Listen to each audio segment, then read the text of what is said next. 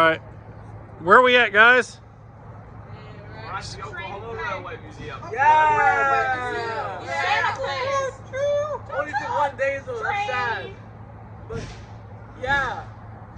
Train things. Yeah, cool. It's gonna be on your YouTube, Mr. Hill. Not much. Tell me what we're doing. We're cooking chicken Alfredo. Zion is cooking most of the time. I strain the noodles. I would like not to blame on anybody, but we lost half the noodles. Chef Zion? Zion, more cheese. Let's go. More cheese. More cheese, the better it is. You got bacon bits, right? No. Yeah, right here. Oh, yep. Oh, I didn't know. You guys didn't tell me. Yeah. Chicken and bacon Alfredo. What? There's nothing. There's nothing. David. What happened at the railroad track? Okay. No, you don't have to. I'm joking. We're here. We're right now having Alfredo sauce. Now after this, we're gonna Not just Alfredo sauce. Chicken, right now. pasta, Alfredo sauce, and chicken. Chicken with Alfredo. And look at our camp out. We organized it so well. Wesley! Jack! Come on, let's look. Zach. You can come. We'll look at the camp out. Look at the. Come here. Look at all the trains out here. They're really nice. I wish I could explore. You can. What you guys eat? Well, we try to explore from there.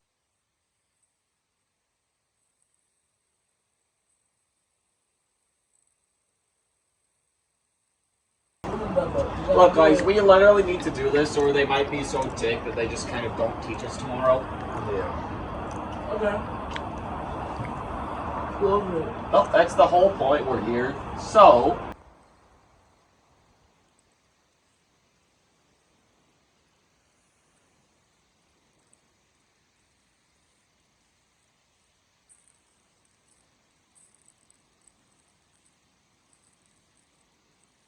Cargo or freight, such as people or materials.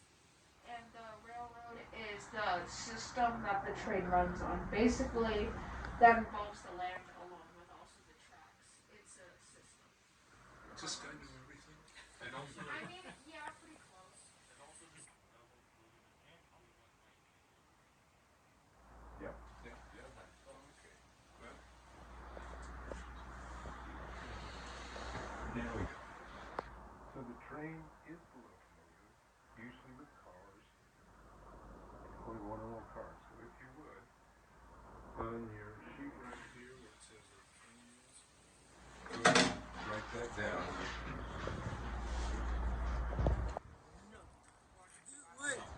Zion, do it. No. Well, jump off the first stair. Zion, if you do it, we're gonna have to carry you back. I'll give And you you still owe me $5.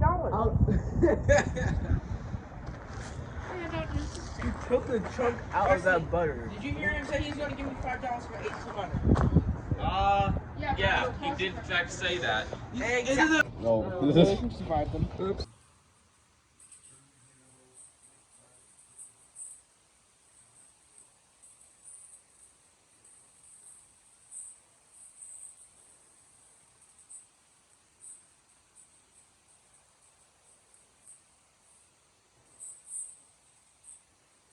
Once they got a hole in each piece, or several holes in each piece, they put sidebars on, stick bolts through the holes, and use a wrench like this to tighten it up. If you look out here at the track, you'll see exactly that.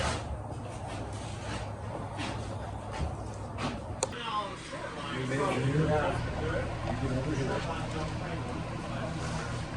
So it's not like we just Look at this list and decide which car is going to be picked up first. Can you see it? What's up? Creepy stuff. You said red to know. This one's red, right? Yeah. So that's the first car. What's the second car? Is it? Well, we know about it. A black warrior. That'll be your second car. Third one. No, pipe. You see a problem with this one? Before you get routed. Farm, so you have to make it milk somewhere else. I'll give you now someplace. Okay. When you're switching the car from the tracks, you need to line them up carefully. If If you leave them like this, de-roll it slowly down. So when you get in the right place, put your fingers across like this and get it lined up. Right? Show me.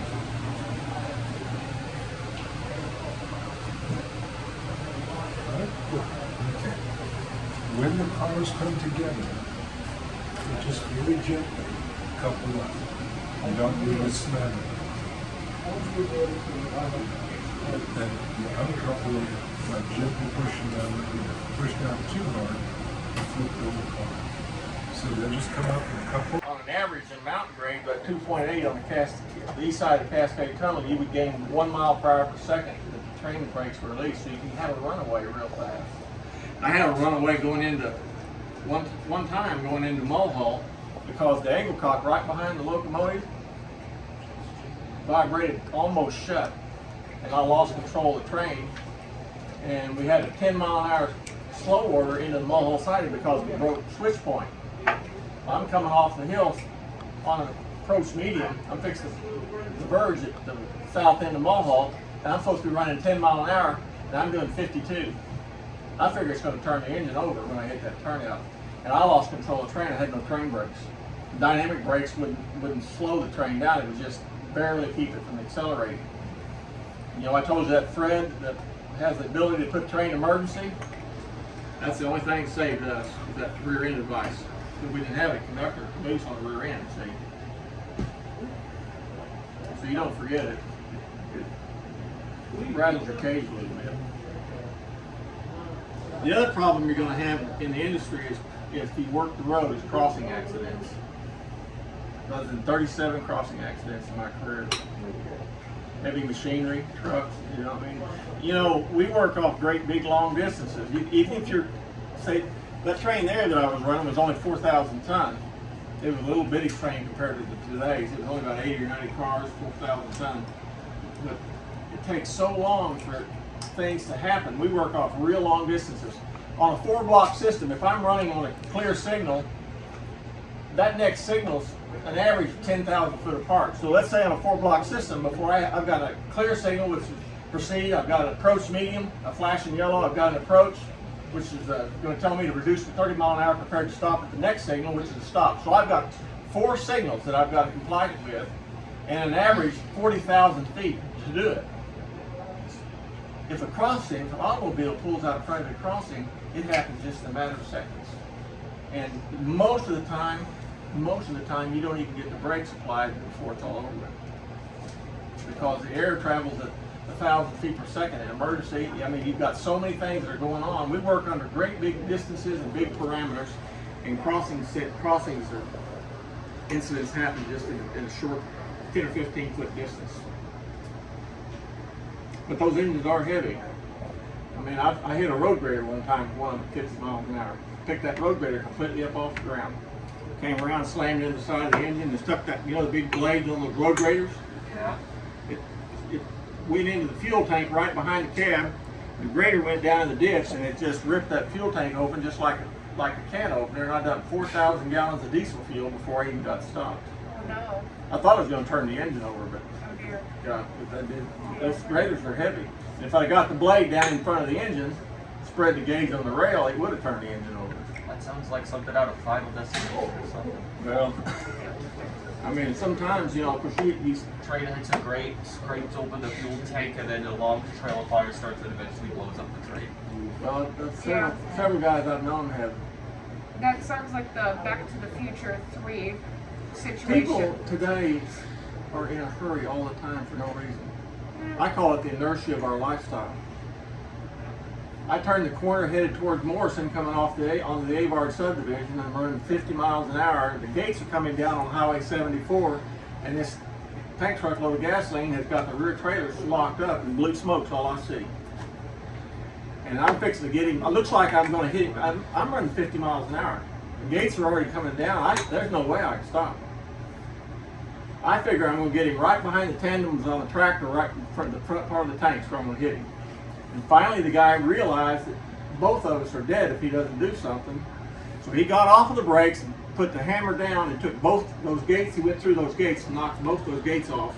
And I missed him probably by about 100 to 115, 20 feet, something like that. at 50 miles an hour. That's really not much of a train. No. And there's no call for being in that big a hurry.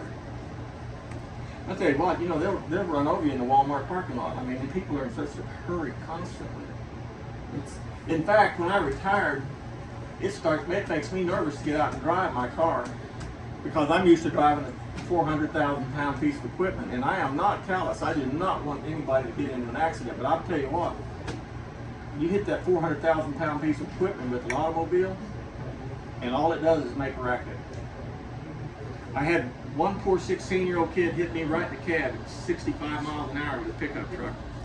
And I promise you, it was fast. It killed him, and it was fast, but it wasn't fast enough that he knew it was coming.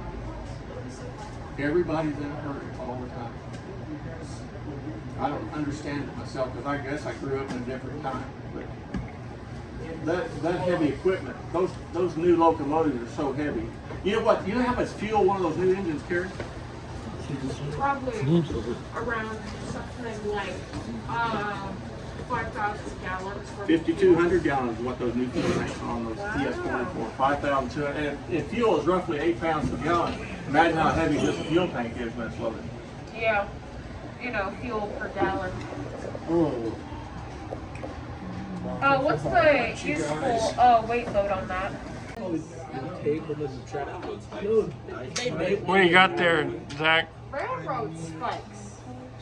You know what? I needed some new stakes. Luckily, I got some. Actually, perhaps I should give this to David for his very, you know. Yeah, mine's like no shape. Yeah. We didn't have them out, so we just found a brick and that rope came with stakes.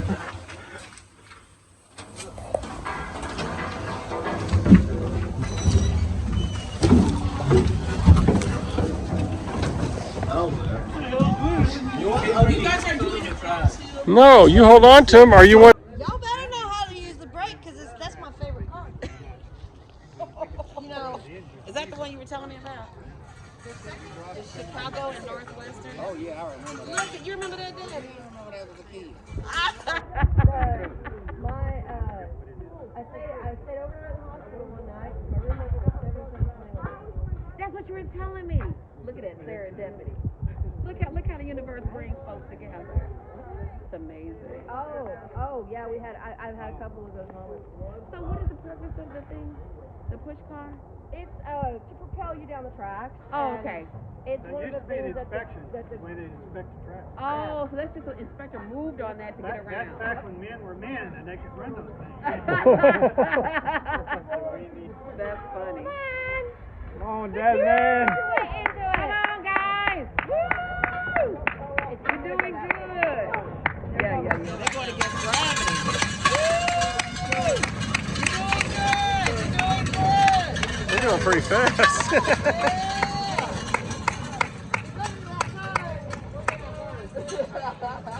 They're barely able to move it.